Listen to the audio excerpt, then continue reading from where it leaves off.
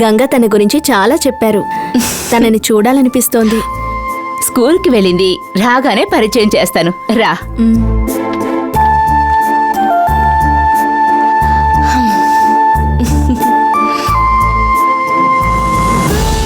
నాకు తెలిసి తనని నువ్వు గంగా తీసుకురాలేదు, మనం కొలిచే దైవమే తీసుకొచ్చింది.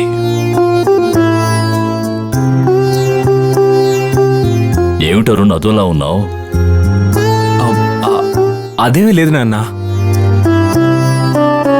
ఇలా చూడు, గంగతో జీవితం మొదలైన తరువాత జానకిలాగానే మరొకరు రావడం నీకు ధర్మ సంకటంగానే ఉంటుంది. కానీ అది అమ్మాయికి తెలియనివ్వకు. ఎందుకంటే ఆ అమ్మాయి ఇంటి అతిథి. ఆ అమ్మాయి మనసు నొచ్చుకోకుండా నడుచుకో. సరేనన్నా.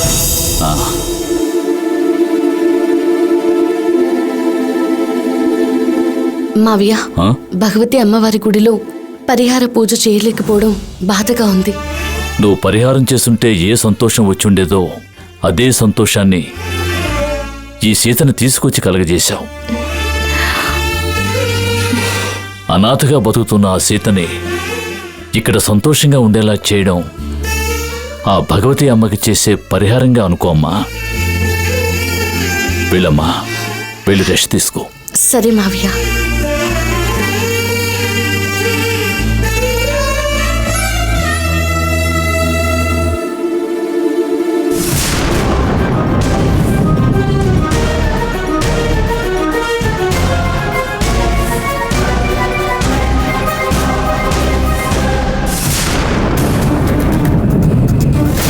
హారతి అనేది ఇంట్లో వాళ్లకు మాత్రమే ఇవ్వాలి, అదే సంప్రదాయం.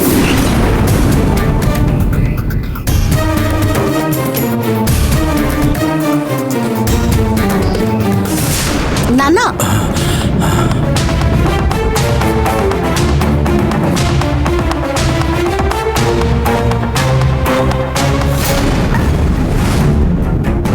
సీతను చూసి ఇంట్లో వాళ్ళు ఎంతో సంతోషించారు. కానీ మీరు మాత్రం ఎందుకు నాన్న బాధపడుతున్నట్టున్నారు? ఎవరో పగస్తురాలు వచ్చినట్టు తన ఇంట్లోకి రావడం ఇష్టం లేనట్టుగా దూరంగా ఉంటున్నారు. పాపం నాన్న, తను ఇన్నాళ్ళు ఎన్నో కష్టాలు పడింది. ప్రశాంతంగా ఉండేలా మనమే చూసుకోవాలి.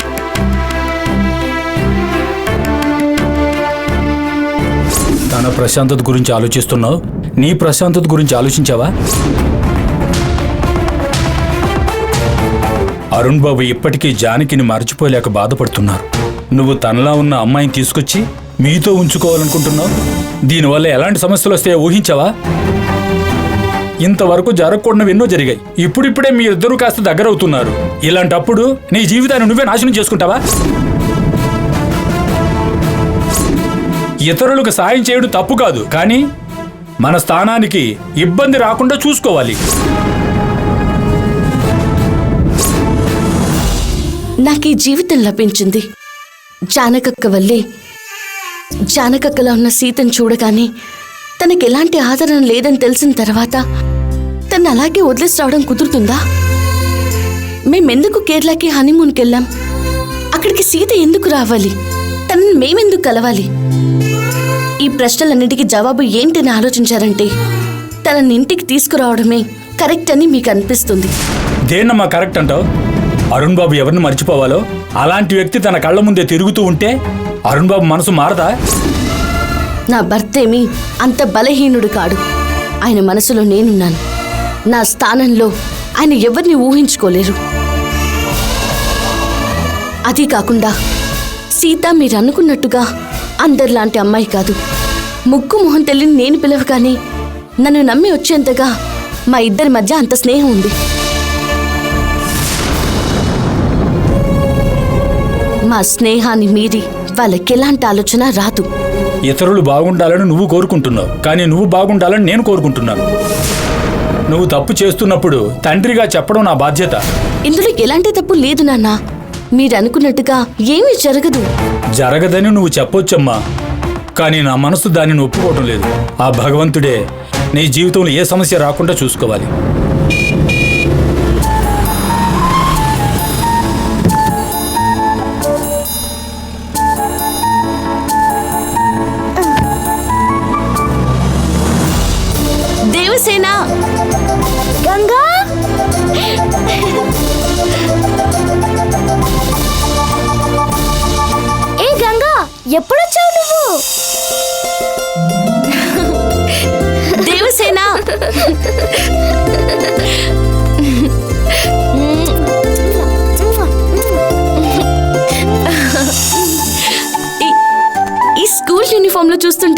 నువ్వెంత అందంగా ఉన్నావో తెలుసా?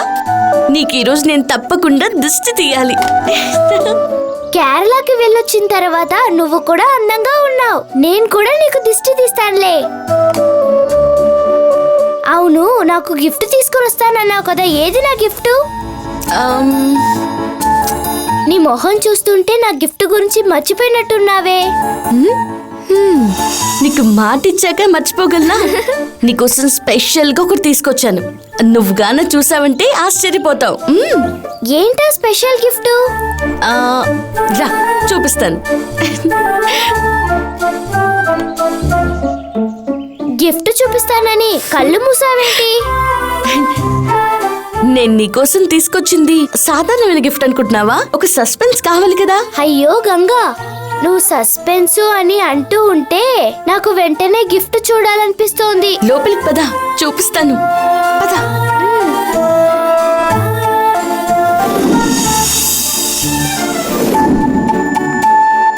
హే ఓకే ఓకే. ఉండని చెప్తాను.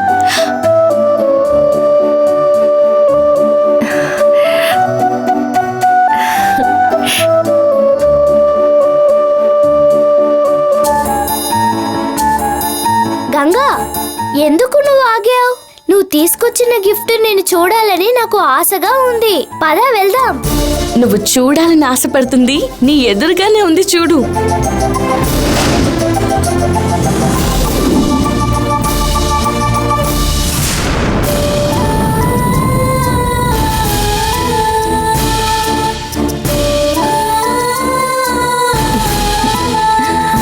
తనేనా దేవసేన? అవును.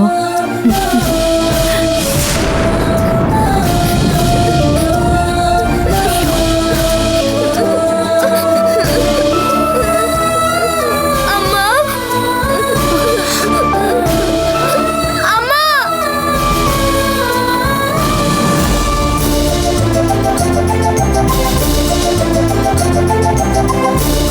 అమ్మా.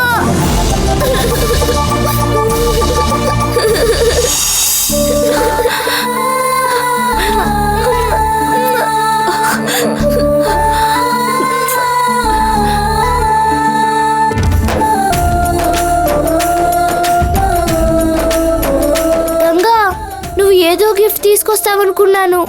నువ్వు మా అమ్మనే గిఫ్ట్ గా ఇస్తావని నేను అసలు ఊహించలేదు. చాలా థ్యాంక్స్ గంగా. దేవసేన, ఆవిడ మీ అమ్మ కాదమ్మా. ఆవిడ పేరు సీత.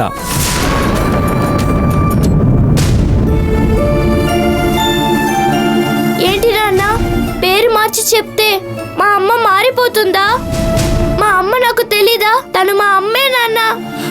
లేదమ్మా, అచ్చం మీ అమ్మలాగే ఆవిడ ఉండడం వల్ల నువ్వు అలా అనుకుంటున్నావు. కావాలంటే నువ్వే ఆవిడ అడిగి చూడు.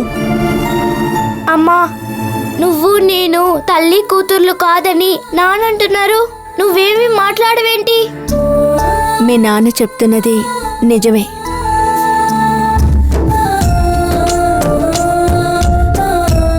మీ అమ్మలా నేనుండడం వల్ల నన్ను మీ అందరికీ చూపించడం కోసం ఇక్కడికి తీసుకొచ్చారు దేవసేన.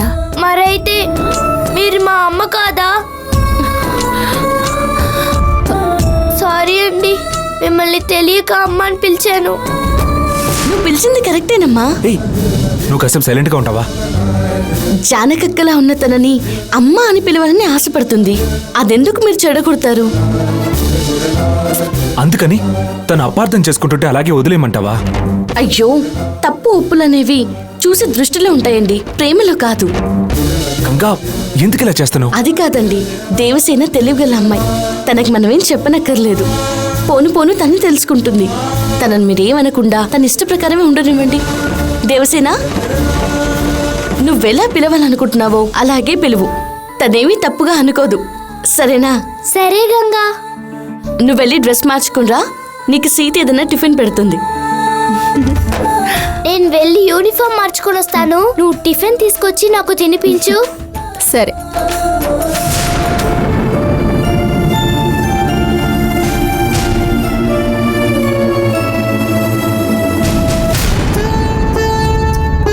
పర్వాలేదే, వచ్చిన మొదటి రోజే దేవసేనకి తినిపించేంతగా దగ్గరయ్యావే. ఇంతవరకు గంగే ఇంటితో పాటు దేవసేనను కూడా చూస్తూ వచ్చింది. నువ్వు రావటం వల్ల గంగకి దేవసేనను చూసుకునే పని తగ్గింది. పని తగ్గినా పర్వాలేదయ్యా, కానీ గంగకి పనే లేకుండా పోతుందేమో చూసుకోండయ్యా. ఏంటమ్మా, మీ నాన్న మనసులో ఏదో పెట్టుకుని మాట్లాడుతున్నట్టుందే. ఆయన అంతే మావయ్య. నేను కేరళ వెళ్ళిన తర్వాత ఫోన్ చేసి మాట్లాడలేదని కోపం. నాన్నే కదా, మాట్లాడివ్వండి, పర్లేదు.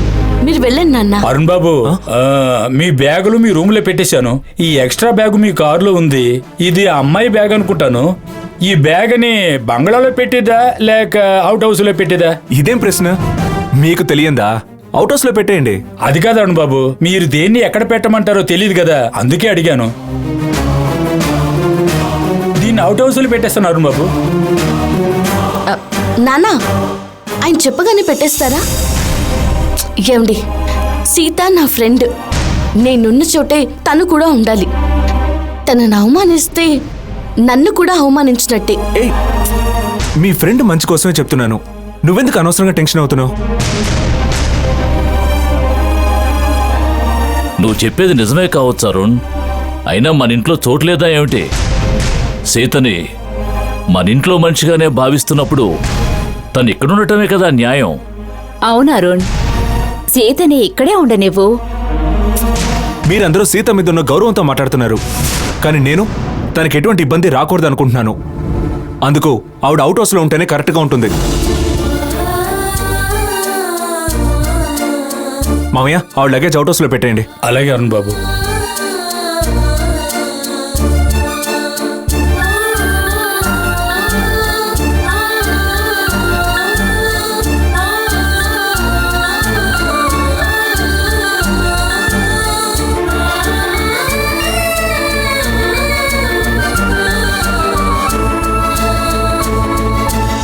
ఆల్రెడీ మీరు చాలా కష్టాల్లో ఉన్నారు.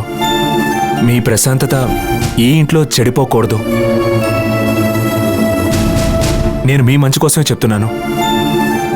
నా మాటలు మిమ్మల్ని బాధ పెట్టుంటే సారీ.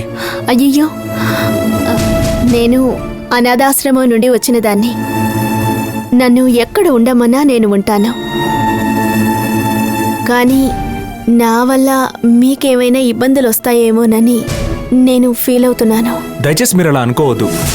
ఈ ఇంట్లో మీరు ఎంత సంతోషంగా ఉండగలరో అంత సంతోషంగా ఉండొచ్చు. అప్పుడే మీకు జరిగిన దాని నుంచి మీరు బయటికి రాగలుగుతారు. తర్వాత మీ ఇష్టం.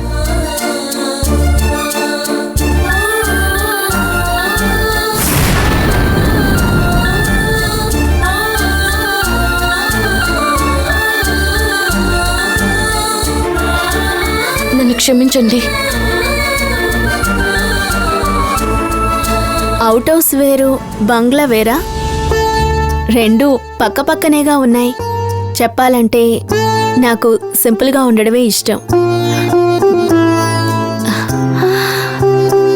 మీ ఆయన నాకు నచ్చిన చోటే నన్ను ఉండమన్నారు. దీని గురించి మీరేమీ ఆలోచించకండి.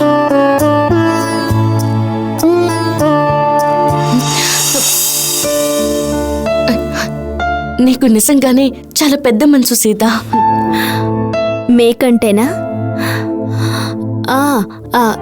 దేవసేనకి టిఫిన్ పెట్టమన్నారు కదా, తను ఆకలితో ఉంటుందేమో. అయ్యో, ఈ గొడవలో నేను అది మర్చిపోయాను. పద వెళ్దాం, రా. నా నందిని వస్తుందని నిద్రాహారాలు మాని 4 రోజుల నుంచి నీ పాదాల చెంతే పడి ఉన్నానే. నీకది తెలియలేదా? నిన్నే సర్వస్వంగా భావించిన నీ పరమ భక్తుడైన భక్త మార్కండేయుడు పడ్డ కష్టాల కంటే నందిని పడే కష్టాలు ఎక్కువగా ఉన్నాయే. దుర్మార్గుడైన ఆ కుమార్ని పోయిన అమావాస్య రోజున చంపానని నాతో చెప్పిన నందిని ఈ అమావాస్యకు రాలేదే, ఎందుకని? అమావాస్య రోజున ఉచ్చ స్థితిలో నందిని విశ్వరూపం దాల్చి ఉంటే తన చుట్టూ ఎన్ని అడ్డంకులు ఎదురైనా ఛేదించుకుని వచ్చుండేది. తనకు ఏర్పడిన అడ్డంకుల్ని దాటుకుని రాలేదంటే నందిని విశ్వరూపం దాల్చలేదనే కదా అర్థం. అమావాస్య రోజున నందిని శక్తి నాగుగా మారలేని పరిస్థితిని నందినికి ఎవరు కల్పించి ఉంటారు? ఆ పరమేశ్వరుడు ఎంతో మంది భక్తులను పరీక్షించి తన భక్తులుగా మార్చుకున్నాడు.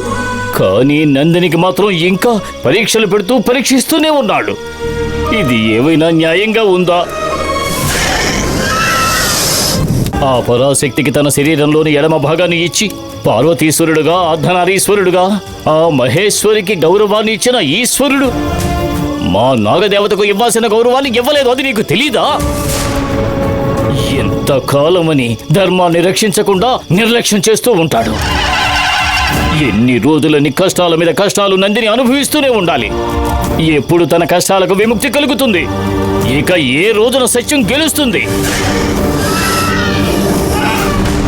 నువ్వు చెప్పవు, కానీ నువ్వు చెప్పనంత మాత్రాన నేను నిన్ను వదిలిపెట్టను. నందిని నన్ను వెతుక్కుంటూ రాకపోయినా నేనే తనను వెతుక్కుంటూ వెళ్తాను. తను ఎక్కడున్నా సరే వెతికి కనిపెట్టి బయటకు తీసుకొచ్చి చూపిస్తాను. ఇది నీ మీద ఒట్టు. హ!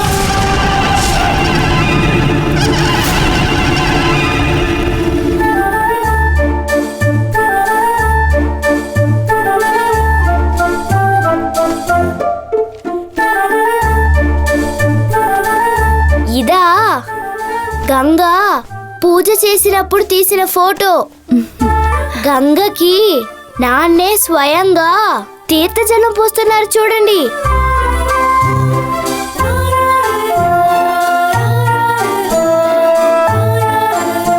గంగా పూజ పూర్తి చేసేంత వరకు ఇంట్లో ఎవ్వరూ ఏవి తినకూడదని చెప్పారమ్మా. పెళ్లి రోజు ఈ గంగా నన్ను నాన్నని పస్తులుంచింది. అవునా? అవును. సరే సరే, తనకి ఆల్బమ్ చూపించింది చాలు, రా వచ్చి పడుకో. ఉండు గంగా, ఫోటోలన్నీ చూపించి వస్తాను.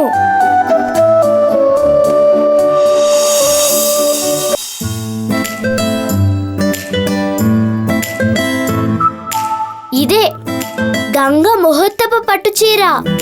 సెలెక్ట్ చేసింది నేనే. నేను సెలెక్ట్ చేసిన పట్టు చీరలో గంగ ఎలా ఉంది? దేవతలాగా ఉన్నారు. ఆ దేవత మెడలో నాన్న తాళి కట్టే ఫోటో చూస్తారా?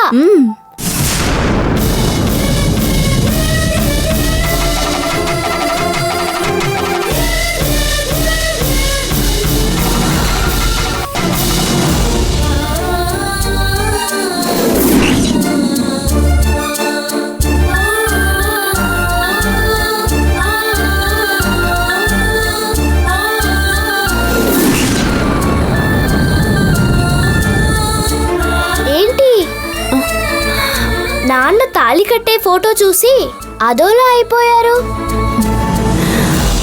ఫోటోలో నాన్న గంగా హీరో హీరోయిన్లలో ఉన్నారు కదూ. ఏయ్, చాలా ఎక్కువగా మాట్లాడేస్తున్నావు. చాలు చాలు, ఉదయాన్నే స్కూల్కి వెళ్ళాలి, వచ్చి పడుకో. ఇంకా కొంచెమే ఉన్నాయి గంగా, చూపించేస్తాను. నువ్వు ఏసీ ఆన్ చేయి. సరే.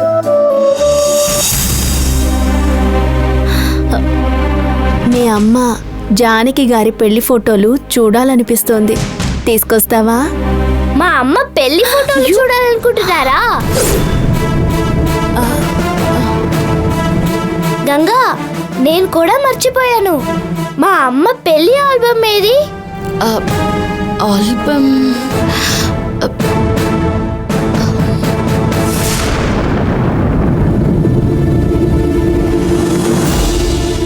గంగా, మీ పెళ్లిలో నేను పరికిణి జాకెట్ వేసుకొని చిన్న పిల్లలా ఉన్నాను. మా అమ్మ పెళ్లిలో నేను ఎలా ఉన్నానో చూసుకోవాలి కదా, అందుకే అడుగుతున్నాను.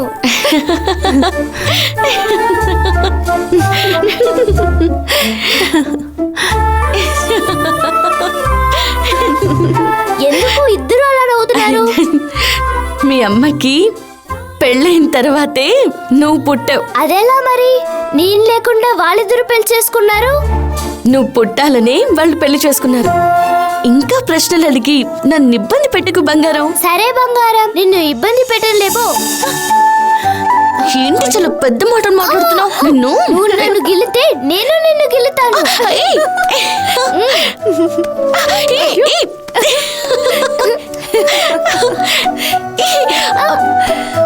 సరే, ఇక మన ఆటలు చాలు గాని తనకి మా అమ్మ ఆల్బమ్ తీసుకొచ్చి ఇవ్వు. ఏం లేదు, ఆల్బమ్ చూడాలనిపించింది, అందుకే అడిగాను. జానకక్క పెళ్ళి ఆల్బమ్ లేదు. ఎందుకంటే ఆయన జానకక్క జగ్గాయిపేటలో లవ్ మ్యారేజ్ చేసుకున్నారు.